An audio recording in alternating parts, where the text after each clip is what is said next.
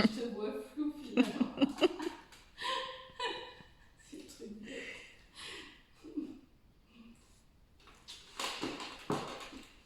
Alors, bonjour Aline. Bonjour Agnès. Bon, merci de nous recevoir chez toi dans cet espace magique que je ne connaissais pas. Aujourd'hui, j'ai envie que tu me parles de ta place singulière dans l'ostéo-éveil. Parce que tu as bien une place singulière, toi, Aline. Donc, qu'est-ce que ça t'évoque? Comment tu démarrerais? Je démarrais avec déjà le souvenir de la rencontre avec Michel, qui est clairement associé et Michel le nomme, dans nos pratiques, on est nourri par la danse contact improvisation qui nous a permis de nous rencontrer. Donc peut-être qu'à un moment donné, on pourra évoquer le contexte qui a fait cette convergence de nos deux personnalités. Et c'était donc l'époque vraiment du tout début de la danse contact improvisation, avec notamment le noyau très petit qui a fait la promotion de cette pratique qui est venue des États-Unis en 78. Et donc je rencontre Michel autour des années 83, alors que le groupe mené par Suzanne Coteau, Didier Silol et d'autres personnes un peu satellites organise des cours et utilise des lieux disponibles pas trop chers à l'époque. Et donc, je me souviens très bien de ce moment où on prenait les cours, c'était très souvent Didier. On allait dans la rue du Moulin Vert, c'était un espace très intéressant parce qu'il y avait une cour, des petites salles de genre vieux gymnase des années après-guerre en bois avec des vieux systèmes de gymnastique, donc ces fameux cheval d'arçon en cuir que Didier utilisait avec des propositions déjà très diverses et variées qui nous régalaient. Et on avait très vite sympathisé toutes les deux et à l'époque il y avait une invitation à continuer la recherche, donc on avait la possibilité de louer, c'était vraiment pas cher, après le cours de Didier, une salle. Donc on était 2 ou 3 du cours à avoir pris l'habitude de continuer. Et Michel nous avait rejoint à un moment donné. Et puis très vite elle m'a dit mais écoute moi j'ai quelque chose déjà d'élaboré et je souhaiterais te faire partager ce que j'ai écrit. J'ai écrit donc 2 solos, un que j'aimerais te faire connaître si ça t'intéresse. Moi j'étais en pleine découverte de tout ce qu'offrait Paris et je trouvais que c'était une manière de la rencontrer elle aussi. Et donc je me suis retrouvée chez elle à Arcueil. Et là ça a été pour moi, ça a été déjà dans ce contact improvisation. Pour moi, ça a été vraiment le rassemblement de quelque chose que je cherchais depuis plusieurs années, comme synthèse d'une pratique réunissant à la fois la danse et l'exploration, le questionnement, la recherche et la partie, je dirais, acrobatique ludique qui emmène le corps dans toutes les directions. Et puis Michel qui me propose quelque chose qui, au fur et à mesure, n'arrête pas de s'élargir et de m'enrichir. Donc, lors de cette première séance, je me suis dit, ah non, mais c'est exactement ça aussi dont j'ai besoin, puisqu'elle a fait tout de suite une proposition d'entrer dans le mouvement à partir quand même de présence osseuse. Assez pointue déjà et qui m'a permis, dès cette première rencontre, de bouger autrement. Quand tu dis c'est exactement ça dont j'ai besoin, c'est quoi ce ça? Ce ça, c'était cette précision anatomique qui m'avait régalé pendant mes études de professeur d'éducation physique. J'avais eu la chance, après une année passée à Nice, dans un format, parce que bon, on est dans une période où il y a beaucoup de changements au niveau social et des ouvertures et des modifications au niveau des contenus d'enseignement, aussi bien d'enseignement primaire et secondaire que universitaire. Et l'éducation physique est en train d'essayer de s'émanciper par rapport au sport. Il y a 3 courants qui sont très conflictuels, qui est le courant sportif, le courant éducatif et le courant préventif de la santé. Et il y a un remaniement au moment où je me prépare à faire ces études. Je fais partie de la première promotion qui a passé du mode préparatoire sportif, on va dire pédagogique, à un système universitaire. Donc, les professeurs devront s'adapter très rapidement. J'ai vécu une première année à Nice en internat style classe préparatoire. Et très vite, on a décidé de s'émanciper sur le campus de Lumini à Marseille, qui était déjà dans un système universitaire. Et on était tout contre l'unité de recherche de mouvement pilotée par Paillard et surtout les médecins. Donc on a eu des cours très pointus de physiologie et d'anatomie. On avait des cours d'anatomie destinés en fait aux médecins. Ils n'avaient pas le temps de traiter les cours, donc je me suis retrouvée avec ma chambre d'étudiante avec toutes les planches anatomiques collées au mur. Et j'ai adoré cet enseignement, j'ai plongé dedans.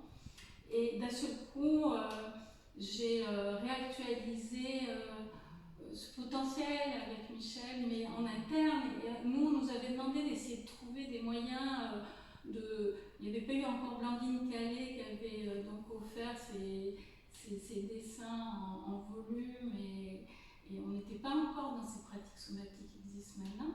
Donc on nous demandait d'essayer de faire ce travail intellectuel à partir de planches très basiques en 2D, dessinées, d'essayer de faire comprendre le mouvement de futurs élèves. Nous, on nous positionnait aussi en tant que chercheurs devant trouver des choses qui n'existaient pas.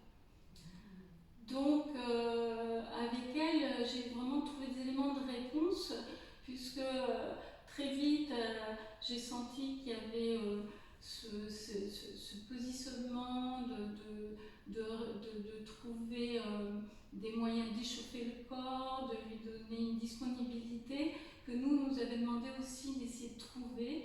On avait des grands thèmes de réflexion qui étaient sur la souplesse, notamment. Et donc ça renvoie très fort à cette notion de confort postural qu'on trouve dans l'ostéo-éveil qu'elle a mis en place et qui était déjà installée dans sa recherche.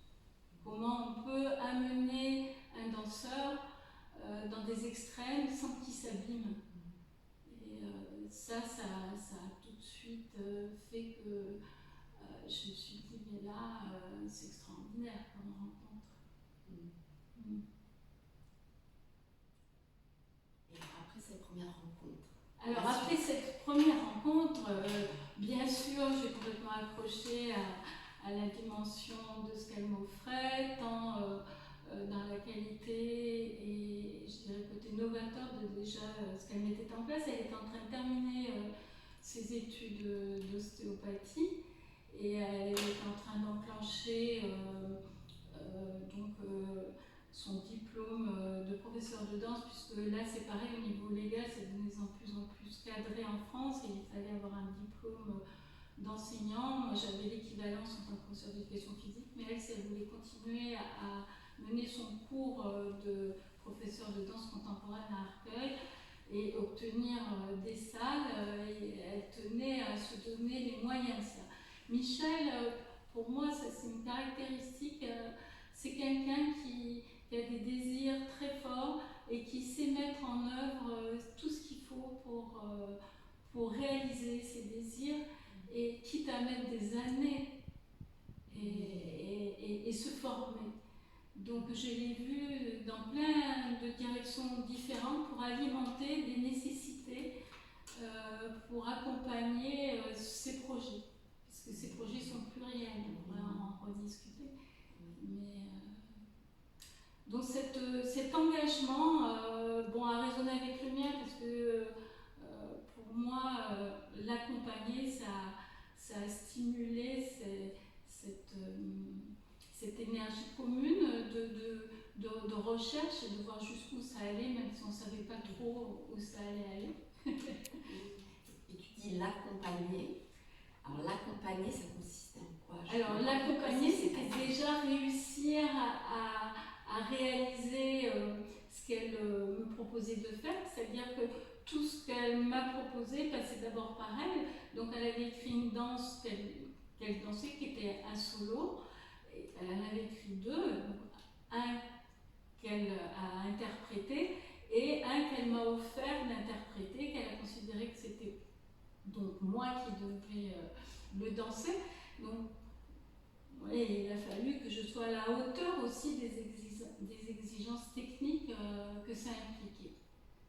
Donc là, on peut après rentrer dans la créativité des mouvements qu'elle a mis en place et que je trouve déjà novateur, parce qu'effectivement, il s'agissait de bouger à partir d'un échauffement qui a amené déjà la possibilité de piloter des parties du corps avec des exigences qui étaient quand même assez rigoureuses au niveau de la recherche déjà d'un placement. Elle avait, elle en parle dans ses conférences notamment et dans ses livres, mais cette nécessité pour elle de trouver un confort dans son corps avec un alignement, notamment autour de l'axe vertébral, qui l'avait beaucoup questionnée parce qu'elle souffrait. Et moi aussi, j'arrivais vers elle avec un corps qui avait beaucoup, je vais dire, enduré de passer à travers différentes techniques sportives, après avoir quitté la danse que j'avais connue petite, mais quand même rigoureuse parce que c'était la danse classique. Et donc cet alignement, elle le cherchait à travers une possibilité de redonner une disponibilité entre l'os et les os. Ce qu'on va voir au fur et à mesure s'élaborer dans l'ostéo-éveil, cette possibilité de redonner de l'espace et une disponibilité élastique. Donc ça, on le recherche, mais il y a surtout cette notion, je dirais, dans un premier temps, un peu dans les trois directions, déjà volumique, mais quand même placée sur maintenir une verticale. Donc toutes les danses n'iront pas au sol, à l'inverse de la danse contact improvisation. On va être sur mettre en péril cette verticalité, puisqu'on va aller chercher les extrêmes du déséquilibre possible autour de cette verticalité par des engagements en plus très directionnels et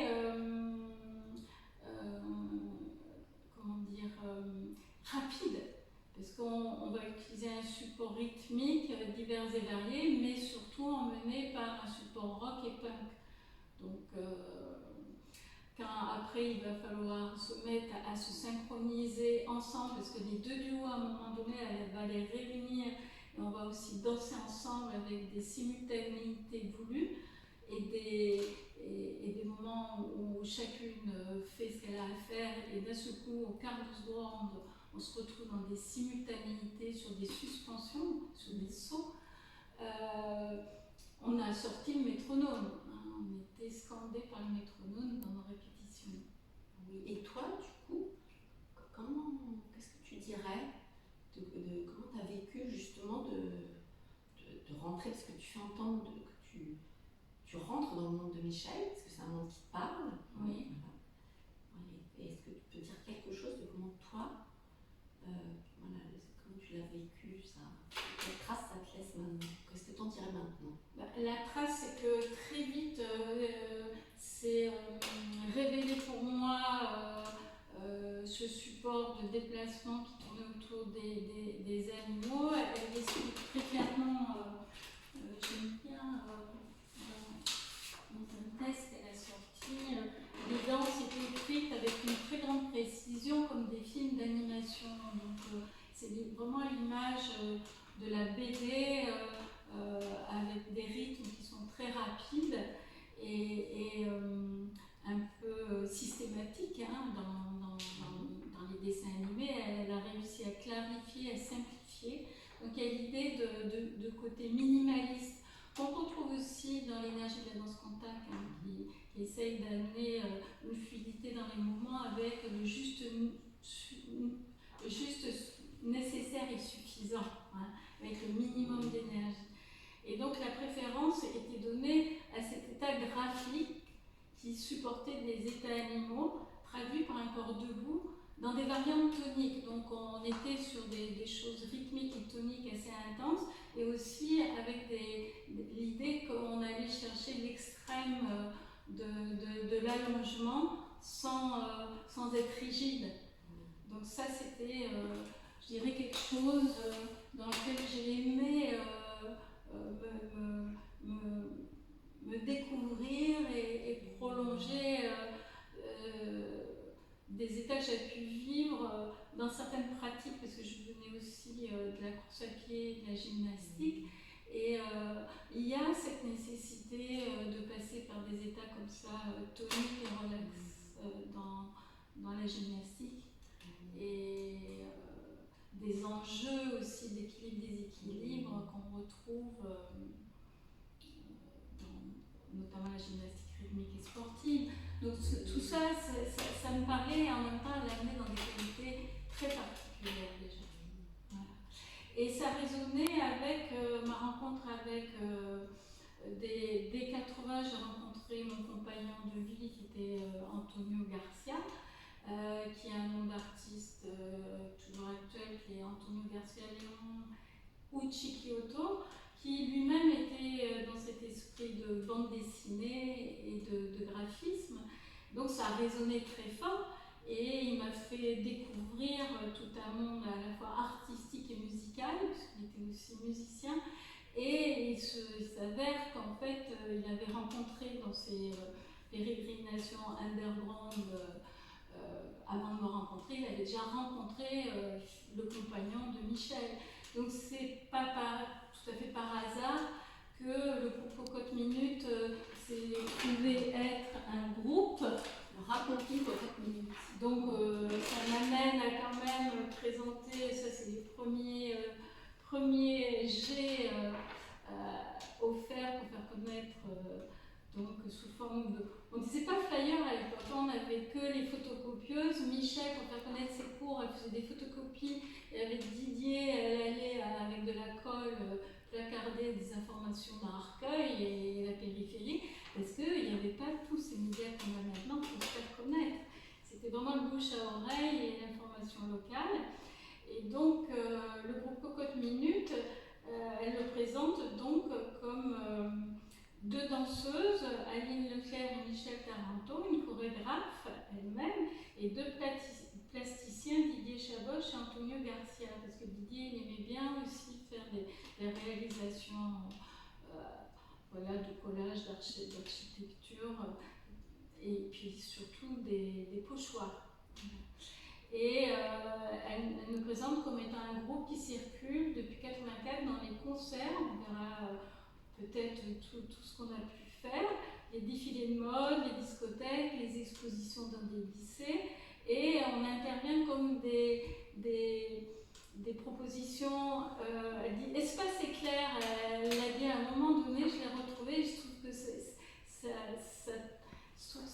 ça montre ce jet d'énergie et de joie et de lumière qu'on a amené dans des endroits où on ne nous attendait pas en fait.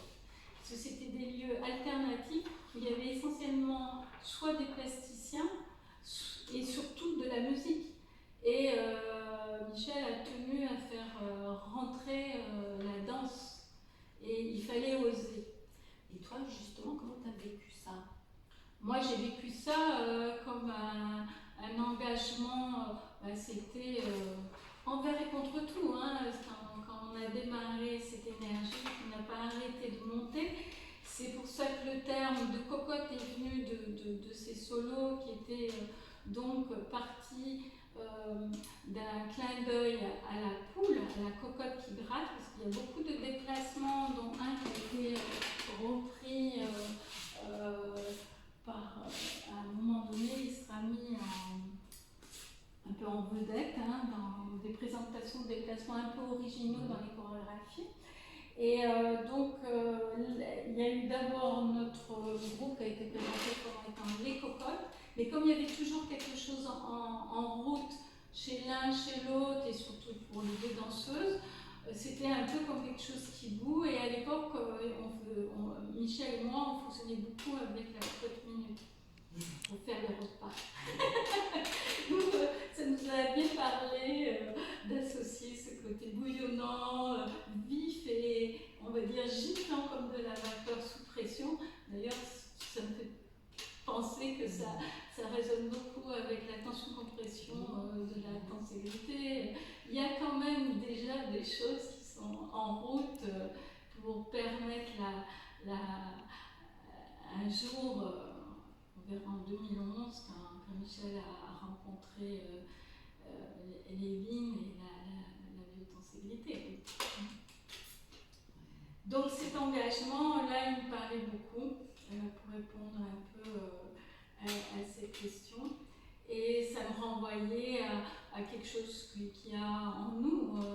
Je pense, une fois que c'est parti, on y va. On y va et je dirais nos limites. Oui.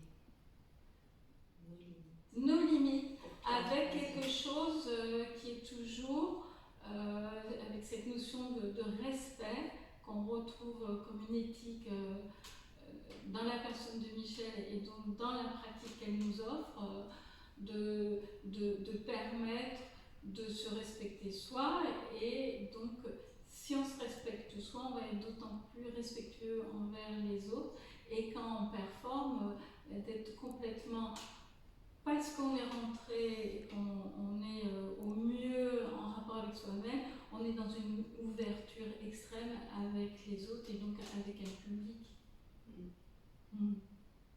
Très, très beau, très, très beau parcours qu'elle va élaborer et qui résonne donc avec ce que je cherche et qu'on nourrit au présent. Oui, cette résonance. Oui, donc résonance, vibration. Donc, au fur et à mesure,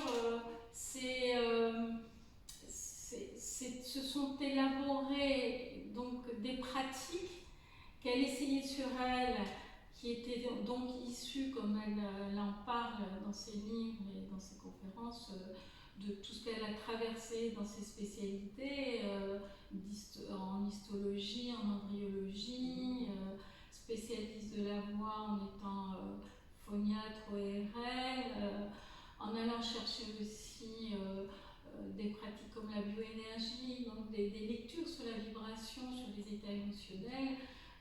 Tout ça, elle l'emmène avec l'ostéopathie quand même et sa référence à style, et comment on peut toujours questionner, notamment questionner des tissus et en priorité l'os. Et c'est jamais fini, on est toujours en train de questionner cet interlocuteur notamment. Et, mais toi, justement, puisque tu as été son interlocutrice privilégiée pour questionner les tissus et en particulier l'os, justement, ce questionnement, est-ce que tu sais nous dire comment toi tu le vivais? Et bien à ce moment-là, c'était quelque chose d'assez extraordinaire parce que Michel était une chercheuse inlassable, donc elle cherchait sur elle, elle questionnait très précisément avec une méthodologie scientifique sur elle, par la pratique. Elle avait eu cette période quand j'ai rencontré où pour moi c'est une arpenteuse.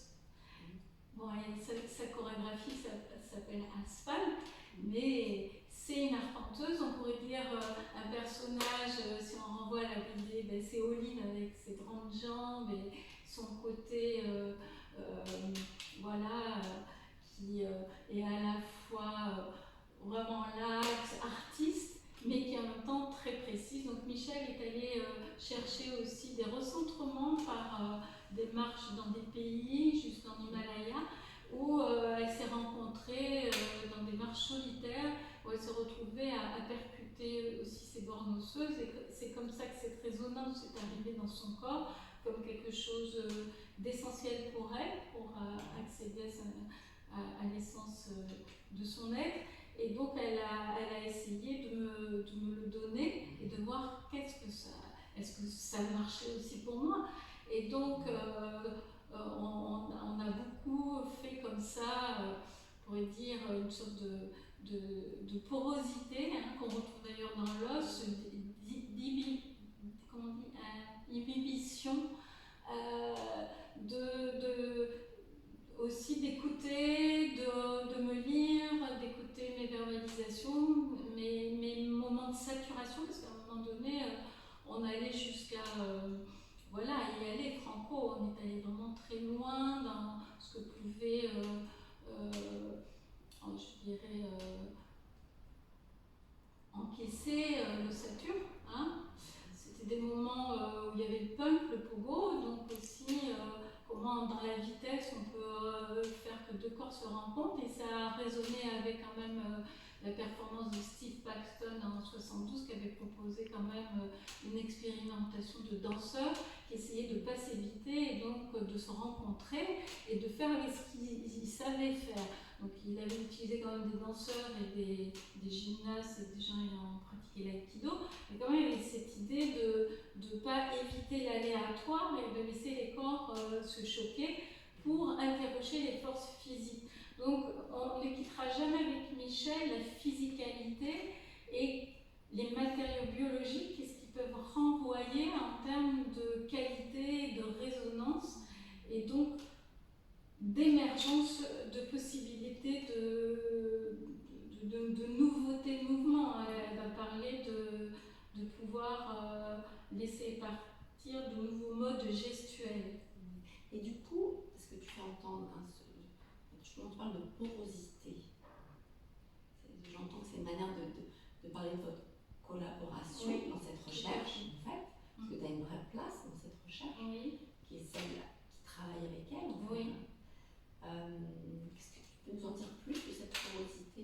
Cette porosité, c'est vraiment, je dirais, l'enthousiasme qui me ramène, je dirais, au moins 2 fois par semaine. Elle s'est vraiment décarcassée, c'est le cas de dire, parce qu'on parle de la structure, de l'ossature, pour trouver des lieux. Elle avait donc une salle dédiée à l'enseignement de la danse contemporaine. Elle a un groupe d'élèves. Et après, nous, on accédait à cette salle pour des répétitions. Et on avait toutes les deux la chance de pouvoir avoir des moments où on se libérait pour se retrouver. Et pendant des années, on a pu se retrouver 2 après-midi par semaine moi, à 13h, j'essayais d'être à Arcueil et on essayait de prolonger les ateliers jusqu'à 18h, parfois 19h. Enfin, voilà, ça nous permettait le temps d'échauffement, où elle me proposait des séances d'ostéopathie aussi, pour m'équilibrer, pour récupérer de ce que je traversais moi dans mon activité professionnelle, parce que c'était quand même une activité fatigante et sollicitante d'être professeur de PS. Et j'ai arrivé pour une pratique physique, donc elle a été très attentive à ce que je puisse récupérer. Et ça, je suis vraiment en gré, parce que le métier de danseur est vraiment dur pour les corps. Et il y a des chorégraphes qui font pas très attention aux conséquences physiques sur leurs danseurs. Il y a souvent des pathologies graves chez les danseurs. Ils ont des carrières qui souvent se terminent tôt à cause de ça. Maintenant, on y fait beaucoup plus attention, mais dans ces années-là, c'était pas du tout le cas. Et surtout, voilà, dans ces engagements qui amenaient les danseurs dans ces années-là à aller quand même au sol, et c'était pas toujours très délicat. Et donc, on faisait des recherches systématiques, on est allé vraiment chercher les déroulements des fascias, on est parti vraiment dans toutes les couches du corps, et aussi son désir de voir dans ce qui émergeait, parce qu'on improvisait aussi dans les parties. Il y a eu quand même cette partie où il y avait un temps obligatoire au répertoire qui s'enrichissait, parce qu'elle a continué à écrire, donc on verra peut-être à un moment donné l'ampleur de son écriture chorégraphique. C'est une artiste vraiment à part entière, avec une écriture très riche et qui court dans toutes ses dimensions. Donc il y a après l'annuel du cochon, il y a les souris, il y a la joie avec Aïchacha, il y a notre parcours dans la nature, et notamment sous terre, avec les carrières de Noumou. Donc c'est un répertoire à tenir, mais il y a aussi ce côté laisser le corps parler, c'est les tissus qui savent, ça vient de l'ostéopathie, et comment en extériorisant des micro-mouvements, des tissus qui se font et se défont, comment ça amène des gestuels qu'elle va retravailler, redéfinir et me reproposer. Ça, c'est très intéressant. Et donc là, tu évoques justement son désir dans ces séances-là, et ton désir à toi, qui était... Mon désir, c'était de voir aussi en moi comment ça se prolongeait, et comme j'étais par ailleurs sur d'autres axes qui étaient mon intérêt pour le mouvement au sens large, qui couvrait toutes les activités physiques, mais je nourrissais quand même mon dada que j'avais retrouvé dès que j'ai été nommée dans la Sarthe en 80, et j'ai dû, parce que carrément j'étais tellement en mauvais état que le premier jour de la rentrée, pour faire mes premiers cours, je commençais déjà à avoir des signes de sciatique. J'arrivais même pas à traverser la cour du collège correctement. Je me suis dit, oh là là, il faut absolument que je trouve une solution. Et tout de suite, ça a été la danse. J'ai eu la chance de trouver un professeur de danse, Annie Lenoir, au Mans, qui enseignait Jérôme Andrew, qui faisait beaucoup de propositions de déroulement du dos, avec des explorations avec des tissus. Et donc ça m'a fait énormément de bien, et j'ai rencontré Alain Montauban qui m'a proposé donc de le retrouver avec 2-3 personnes pour explorer les prémices du contact improvisation, et je prenais des cours de jazz. Voilà ce que j'avais trouvé sur place. Et donc cette danse, moi, je l'explore dans Paris. Je prends les cours de danse contemporaine de Christine Gérard, je vais explorer le studio Pyrénées avec Patricia Brouilly et d'autres personnes qui font des cours de danse. Je retrouve Christiane de Rougemont et le monde un peu afro-américain. Il y a le centre-américain avec la danse africaine aussi. L'Amérique arrive avec des gens comme Douglas Dunn, et surtout tout ce courant qu'on va nommer comme étant des danseurs-acteurs qui vont arriver sur scène avec Régine Chopinot, Daniel Larieux, Decoufflé. On est un peu les transformateurs de Merce Cunningham quand même, avec ce côté particulier français qui cherche. Et Régine Chopinot a utilisé aussi les défilés de mode, et on se retrouve avec cet aspect cinématographique et BD de Découfflé, et nous on est portés par ça aussi. on sent des relais. Et donc moi, je me sens nourrie par Michel pour accompagner ces élans qui vibrent autour de nous. Il y a tout ce courant alternatif, c'est les années 80, c'est ce courant européen où on essaye de lancer la démocratie en Europe et aussi un élan humanitaire. Et on retrouvera ça quand on pourra aller faire une escapade à Prague après la révolution de velours initiée par Václav. Voilà, merci. Et ça a été des moments clés qui nous situent finalement en tant que groupe quand même avant-gardiste et allant dans les lieux que Michel notamment choisissait, qu'on verra, qui ont été des lieux clés et reconnus comme étant des scènes, plateformes alternatives qui ont promu des artistes de tout, aussi bien au niveau musical que performatif, que plasticien ou que danseur. Donc si on voit où on est passé, moi ça me donne le tournis parce que je me dis, oh, c'est quand même... Je remercie Michel parce que de ce coup je me disais, mais quand j'étais petite, je commençais la danse classique à 5 ans et à un moment donné, j'ai dit à ma mère, je veux faire ma valise, je veux aller à Paris, je veux aller à l'opéra. Je me souviens très bien de ce côté très petite fille. Et ma mère qui m'a fait un chantage, je me souviens, vous aurez ma petite fille, tu ne vas pas me quitter, c'est pas possible.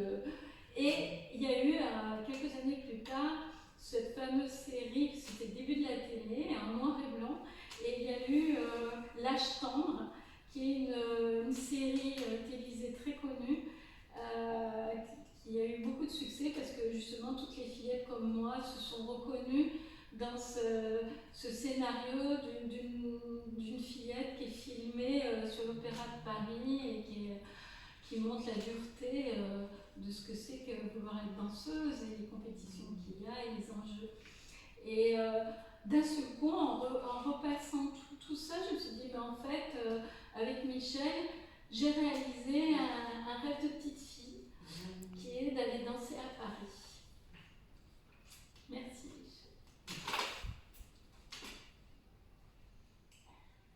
Donc ça a commencé sur un lieu emblématique qui,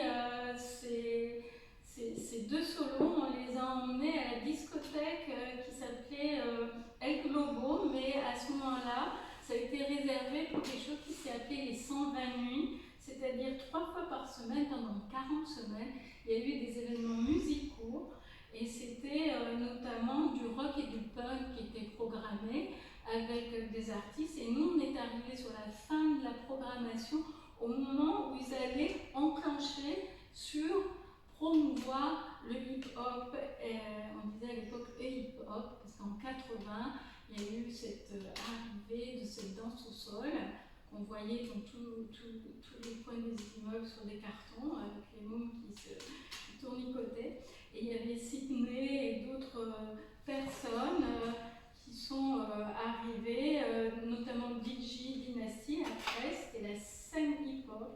Et c'était vraiment une plateforme pour des artistes émergents de la vie nocturne parisienne qui introduisait justement les nouvelles tendances musicales et de danse.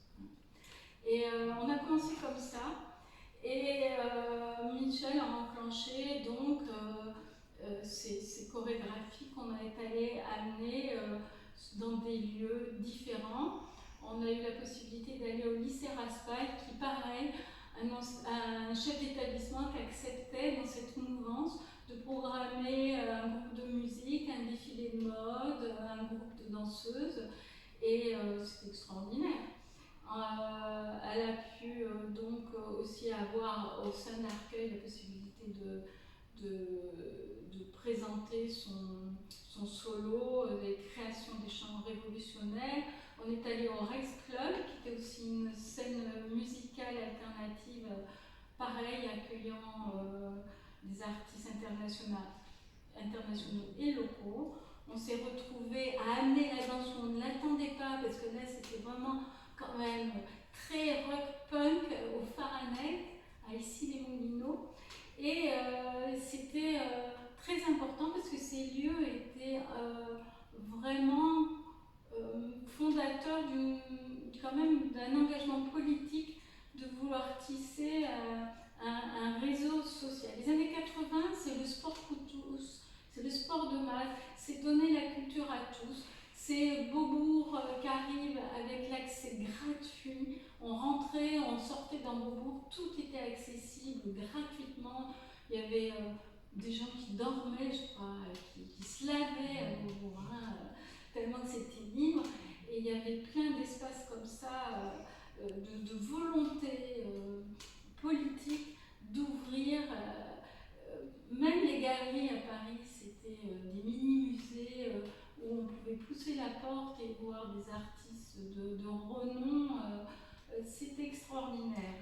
Comment maintenant? Parce que à l'heure qui tourne, oui. On va passer justement. Comment toi tu qualifierais? Parce que j'entends dans ce que tu dis que dès le début, dans cette danse, justement, il y avait cette dimension de la recherche sur le corps.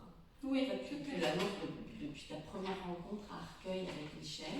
Du coup, comment à un moment donné, comment toi tu as vécu ce passage où la cristallisation de l'ostéo-éveil, à un moment donné, parce que ça c'est pas nommé tout de suite, ça prend du temps.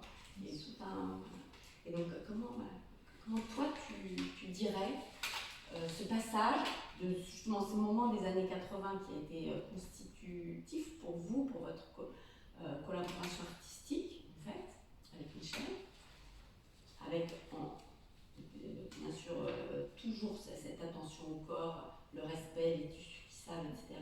Alors, comment tu... Alors, moi c'est vrai que dans cette place particulière, j'ai eu la chance, je dirais, c'est vraiment une chance que j'ai eu de rencontrer Michel, mais une des chances est d'être effectivement le témoin et l'élaboration, comment elle a secrété en interne et comment elle a pu rassembler des champs scientifiques et artistiques et sensibles dans une pratique très pointue où petit à petit elle a précisé qu'est-ce que c'était une pression, où aller dans le corps et comment cette rencontre qu'on avait pouvait démultiplier une écoute de soi et de l'autre. Et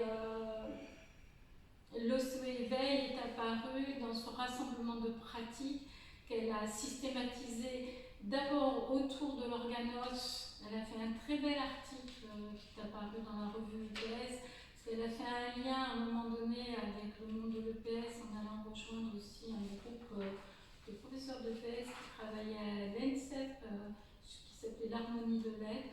Et cet article, je trouve qu'il est toujours d'actualité, où elle rassemble vraiment tout son concept autour de l'os, avec vraiment redonner la place de l'os en tant qu'organe, et comment ce réveil osseux permet une cartographie, de rencontrer l'ensemble de l'architecture osseuse dans son dynamisme, avec le dynamisme particulier de ce que donne la matière osseuse, et comment, en répondant à ce qui s'y approche, les muscles, les tendons, on peut redistribuer sur l'ensemble. Et ça me parlait beaucoup, parce qu'au début, c'était pas encore validé, elle le sentait, et moi j'allais le tester, j'avais besoin de le renvoyer à la danse contact, parce qu'il y avait les mêmes questionnements, mais fait autrement à travers la gravité, les forces gravitationnelles. Or, je sentais que Michel était sur un autre focus. Et d'ailleurs, je me souviens très bien à un moment donné où elle a fait le focus sur la notion de répartition et de distribution. Elle m'interrogeait là-dessus. Moi, on se posait des questions. Et c'est vrai qu'elle disait, bon, il y a poids dans ce contact. Et effectivement, on a un peu souffert.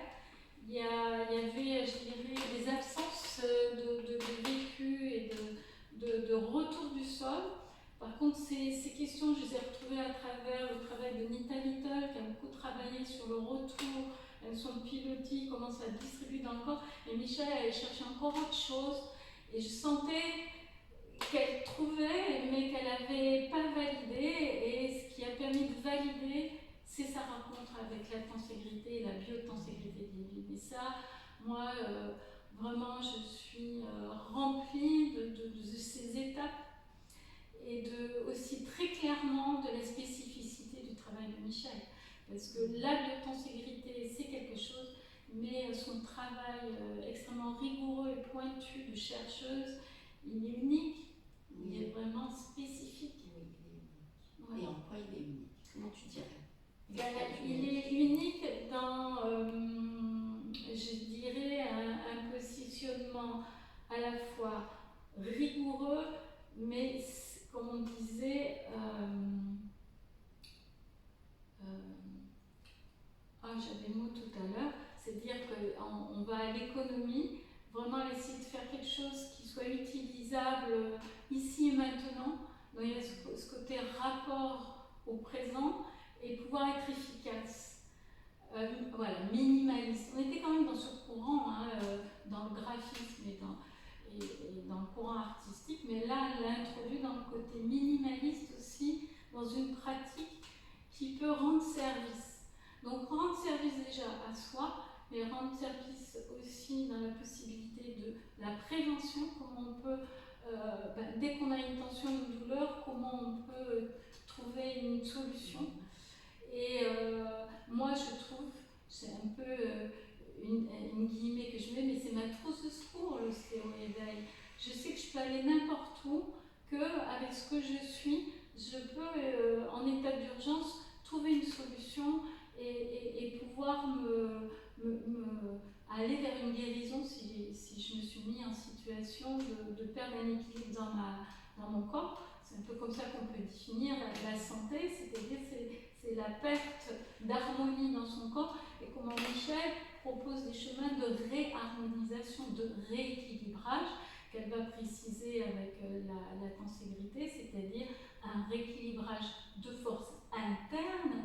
Donc là, on va trouver, en même temps que nous, on fait un virage et on quitte les cocottes chorégraphiées pour aller vers les impros, comment en se mettant en relation avec des matériaux qui sont notre corps, des matériaux internes et vivants, comment en les mettant en relation avec des matériaux inertes, qui sont le sol, les murs, ou vivants comme des partenaires, donc moi dans ce contact, comment y répondre, c'est un questionnement permanent, et ces forces internes, c'est la tension-compression, qui n'arrêtent pas de jouer sur leur synergie et leur redistribution permanente dans un système refermé sur lui-même qui est notre corps et qui en même temps dialogue avec l'extérieur. C'est extraordinaire et c'est en même temps une philosophie. C'est aussi une manière de pouvoir s'adapter. Donc moi, l'autre terme qui aussi m'avait beaucoup nourri dans mes études et qui traversait mon questionnement, c'était la notion d'adaptabilité.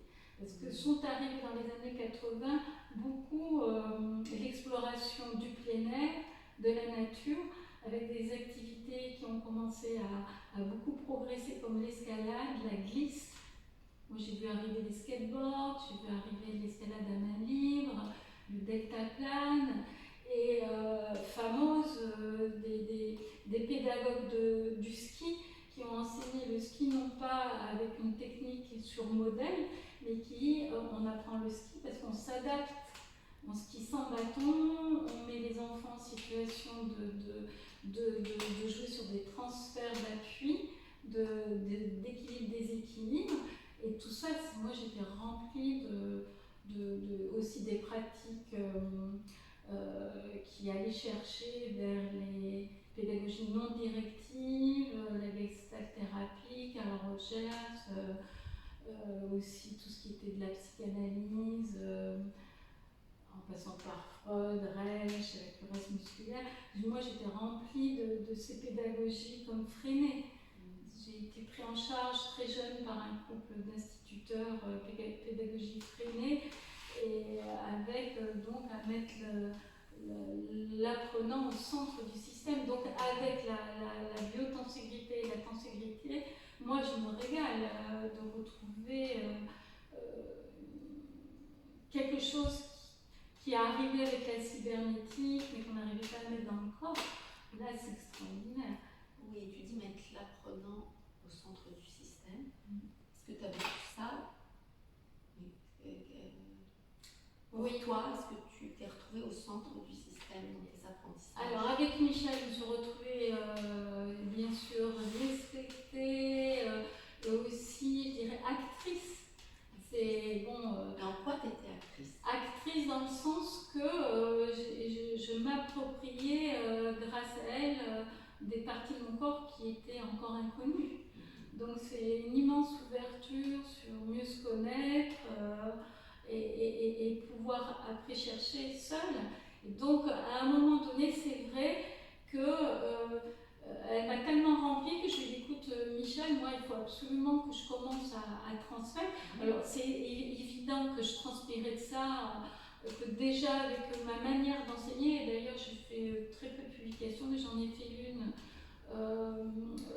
J'ai été contactée pour les 36 ans du contact et pour la revue Mouvement. J'ai pu parler de la modification de ma manière d'enseigner en EPS grâce à l'ostéo-éveil et la danse contact improvisation. Je le formule. J'ai fait un petit article aussi que Michel a représenté dans son site pour les professeurs d'éducation musicale, où je montre qu'effectivement ça a transformé ma manière d'enseigner. Donc ça l'a fait pour moi, mais aussi en tant qu'enseignant, comment ça m'a permis d'enseigner autrement. Il y avait même des jeunes ados qui me disaient, mais madame, vous n'êtes pas comme les autres profs d'EPS. Et c'était aussi par ça. Elle m'a donné énormément de sécurité pour pouvoir enseigner des pratiques qui n'étaient pas toujours évidentes, où j'avais peu de temps, et l'ostéo-éveil est vraiment un raccourci merveilleux pour rentrer dans le corps directement et donner des sécurités dans toutes les pratiques. Et ça, vraiment extraordinaire pour l'enseignement des acrobaties, l'enseignement de la natation. J'ai beaucoup fait de lien avec la natation, l'enseignement du plongeon, en plus de la danse, parce que bien sûr, j'avais une section de danse et elles en ont profité. J'ai fait du réveil osseux dans ce cadre-là, dans le cadre notamment aussi du volleyball. Je trouvais que c'était traumatisant le volleyball, notamment pour les sixièmes, et je leur faisais systématiquement un réveil osseux, au moins des mains. Et pour tout ce travail de percussion de la balle et de placement du corps, c'était extraordinaire, les résultats. Vraiment, merci Michel pour permettre à tous ces corps qui étaient quand même aussi malmenés dans les pratiques physiques, et aussi clarifier le rapport à l'autre par le toucher. Bien sûr, c'est tellement évident que j'allais oublier de parler de l'énorme apport que Michel fait sur le toucher. Parce que souvent, et toujours maintenant, on ne sait pas trop où on est dans les pratiques du toucher au sens large. Souvent on dit bon, on va aller sur la peau, et puis malheureusement la pression est telle qu'on se rend compte que la personne elle est déjà dans le muscle. Moi, à recevoir quelqu'un qui me touche, je me rends compte que on donne une indication d'aller sur la peau, puis finalement la personne est en train de masser les muscles. Et avec Michel, on sait où on est. Donc là, pour ça, elle a clarifié, il y a vraiment quelque chose d'extraordinaire, de pouvoir éviter la confusion. Ça d'entrée de jeu, je dirais, parce que le jeu pour moi est important, le jeu comme étant au centre de l'apprentissage, le jeu qui est sérieux, parce que c'est l'exploration, c'est le lieu où émergent des possibles. Donc, bon, moi j'ai toujours tenu à ce que ce soit ça dans mon enseignement. Donc en tant que professeur de PS, moi je suis positionnée moins sur l'enseignement des techniques, mais toujours sur l'aspect éducatif et préventif, avec l'aspect ludique au centre, en mettant l'enfant au centre. Et donc dans la danse contact, ça me parlait beaucoup et j'avais besoin d'y retourner parce que je trouvais que c'était un lieu de ressourcement par rapport à cette envie-là. Et avec Michel, il y avait vraiment cette précision de ne pas être en fusion avec l'autre. Donc le toucher peut être confusionnel. Et je n'ai jamais eu de soucis. Merci Michel, dans ces difficultés, surtout au jour d'aujourd'hui, avec le problème du corps, du toucher. C'est bien, là à nouveau, on est dans des grosses problématiques. Et j'ai jamais eu de soucis avec mes élèves parce qu'à chaque fois que j'ai dû les toucher, moi j'allais directement sur l'ossature. Et je leur ai appris à être dans ce registre-là. Il n'y a jamais eu de transfert. Parce que moi j'étais dans cette tranche d'âge où il y a beaucoup de transferts. C'est le passage de la petite enfance à l'adolescence et ça va très vite sur des projections, sur l'enseignant, sur le copain, la copine. Et donc d'amener cette clarté, moi j'ai jamais eu de soucis. Pour ça c'était bien, vraiment. Merci Aline. Merci à Michel. Je te remercie pour ce témoignage. Voilà. Et il y a encore plein de temps, on n'a plus le temps, on a dépassé l'heure. Mais alors on a explosé l'heure à Aline. On a fait la consultation, on en fera une. Oui, on en fera une. C'est nécessaire. Ouais, c'est nécessaire. J'ai pas vu le temps passer. Ah oui, là, je dis pas. Michel, de toute façon, c'est la démultiplication d'un société. C'était volumique. Donc aujourd'hui, on a. Nous avons. Comme on dit. Nous avons été en C'est expansion. jamais fini, quoi. C'est une expansion, mais toujours contenue. Donc il n'y a pas de dispersion. Du coup, on doit se recontenir maintenant. Voilà. En tout cas, merci à Agnès qui est en train de ressaisir le CEV, de lui redonner de nouvelles, je dirais, démultiplications avec aussi des personnes qui l'entourent, dont Aude qui est en train de filmer. Donc, voilà, en tout cas, il y a des choses qui ont été mises en place par Michel qui sont vraiment, et merci à Michel pour la générosité. C'est vraiment, si je peux encore dire des mots, c'est pour moi un immense amour, voilà, l'amour au sens large, la générosité de cette personne que j'essaie de lui renvoyer aujourd'hui. C'est un soleil. Moi, elle m'a souvent nommée comme étant sa danse aux étoiles. Et elle m'a vraiment traitée comme une princesse. Et elle, c'est un soleil.